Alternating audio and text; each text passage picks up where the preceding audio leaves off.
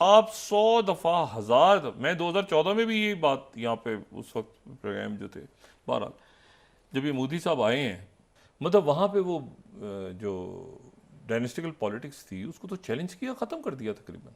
IMF ये कहा है कि 2025 के अंदर इंडिया जापान को क्रॉस कर जाएगा as a fourth largest economy. कमाल बात नहीं है कि एक मुल्क में चाय बनाने वाला जो है वो वजीर आजम बन जाता है। हमारे यहाँ देखें, इस्लामाबाद में थाना मारगला की हुदूद से गैर मुल्की शहरी को अगवा कर लिया गया। ये जो प्रोजेक्शन है, क्योंकि इंडिया की जो जीडीपी है वो कहा जा रहा है that will be 4.339 trillion in 2025 as compare to Japan which will be 4.3103 trillion. Japanese के ऊपर अटैक, 5 इंजीनियर से कराची में अटैक हुआ। फिर आज ये खबर है कि सऊदीया का जो एक सिटीजन था इस्लामाबाद में, उसे किडनैप ही कर लिया गया है। क्या कहना चाहेंगे? सबसे पहले तो ये बताएं, ऐसी खबरों से इंटरनेशनल लेवल पे जो दूसरे कंट्रीज हैं, जो फॉरेनर हैं, जो यहाँ पे आते हैं, या बिजनेस के हवाले से या ओवरऑल, क्या उनके ऊपर इम्पैक्ट पड़? सिंस ये बात चल रही है कि प्राइम मिनिस्टर मोदी ने ही पावर में आना है, तो this is going to be huge win for India. और ये जो आईएमएफ का फोरकास्ट है, चाइना जो है वो पाकिस्तान से खफा नज़र आ रहा है और मेरे ज़राए ये इस बात की तस्दीक कर रहे हैं, अभी तक वहाँ पर काम शुरू नहीं हो सका। सो प्राइम मिनिस्टर मोदी के जो अगले 5 साल हैं, द नेक्स्ट 5 years, इंडिया जो है is going to be the third largest economy in the world.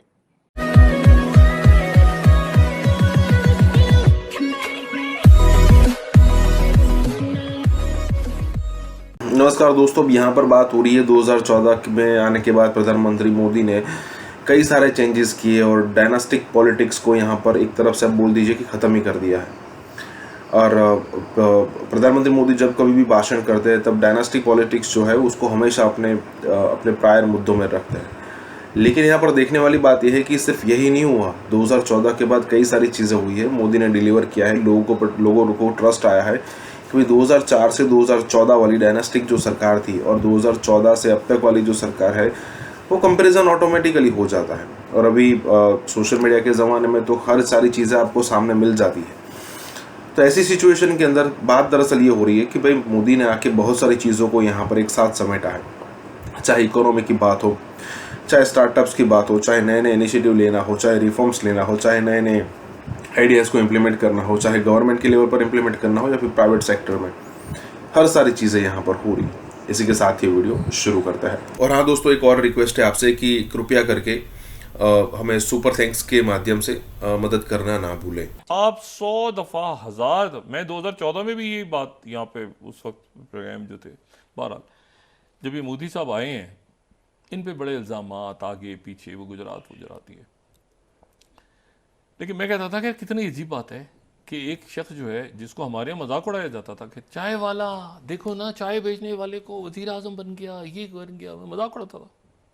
कमाल बात नहीं है कि एक मुल्क में चाय बनाने वाला जो है वो वजीर आजम बन जाता है। हमारे यहाँ देखें, हमारे यहाँ जो है अगर पता चले कि किसी का घर छोटा है, वो आने को तैयार नहीं होता, कोई वजीर या कोई साहब बहादुर। तो बात यह है कि ये जो है ये आप देखें कि वो मतलब वहाँ पे वो जो डायनेस्टिकल पॉलिटिक्स थी उसको तो चैलेंज किया, ख़त्म कर दिया तकरीबन। ठीक है ना, यहाँ जैसे बल्ले ने कुट मारी है, बल्ला ना होने के बावजूद, तो वहाँ पर वो ख़त्म कर दिया उसने, यहाँ पे बल्ले ने ख़त्म कर दिया, जो दोबारा जोड़ तोड़ के बनाने की अरेंजमेंट कोशिश की जा रही है। मैं फिर वही बात कह रहा हूँ कि नवाज शरीफ साहब बताएं कि क्या हुआ है उनके साथ। आईएमएफ ये कहा है कि 2025 के अंदर इंडिया जापान को क्रॉस कर जाएगा as a fourth largest economy. ये एक नया एस्टीमेट आया। जो इंडिया की जो ग्रॉस डोमेस्टिक प्रोडक्ट है, ये that will basically surpass Japan in 2025 और फोर्थ लार्जेस्ट इकोनॉमी, ये आईएमएफ कह रहा है। पिछली प्रोजेक्शन ये गलत थी, वो कह रहे हैं जो पिछली प्रोजेक्शन थी वो और थी, वो 27 तक थी।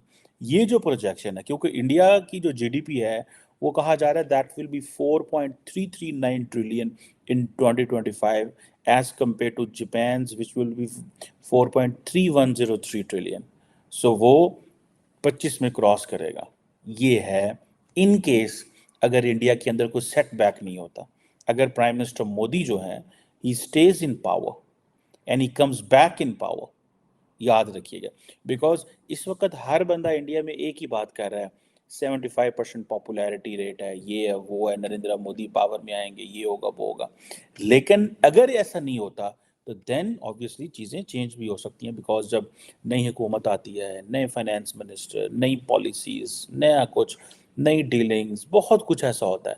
सो इस सिलसिले में सेटबैक हो सकता है। लेकिन सिंस ये बात चल रही है कि प्राइम मिनिस्टर मोदी ने ही पावर में आना है, तो this is going to be huge win for India. और ये जो आईएमएफ का फोरकास्ट है वो ये था, सॉरी, जो अक्टूबर में था पिछले, वो था कि इंडिया जो है वो जापान को 2026 में क्रॉस करेगा, जर्मनी को 2027 में क्रॉस करेगा। सो 26 और 27 था। सो प्राइम मिनिस्टर मोदी के जो अगले 5 साल हैं, द नेक्स्ट 5 years, इंडिया जो है is going to be the 3rd largest economy in the world. ये जो बात है वो की जा रही है। सो ये आप समझ लें कि अब जर्मनी जो है वो 2023 में चौथी बड़ी इकोनॉमी बना था, सॉरी तीसरी बड़ी इकोनॉमी बना। अब इंडियन जो रुपया है वो बहुत हद तक कहा जा रहा है कि इट रिमेन बैलेंस में रहा है, ठीक है जी। और इसमें सुनने में आया है कि जो रिजर्व बैंक ऑफ इंडिया उन्होंने इंटरवेंशन की है। बहरहाल ये ममालिक इंटरवेंशन करते रहते हैं, लेकिन क्वेश्चन ये है कि इंडिया को इससे एक तो एज मिलेगा, और मेरा ख्याल है कि खित्ते के ममालिक को थोड़ी सी एक जिसे कहते हैं ना, थोड़े से हालात ऐसे बिल्ड करना चाहिए कि इंडिया के साथ काम करने का माहौल बिल्ड करना चाहिए। अब वो उसमें सबको फ़ायदा है, उसमें इंडिया को भी फ़ायदा है, पाकिस्तान को भी फ़ायदा है, बाकी ममालिक को भी फ़ायदा है।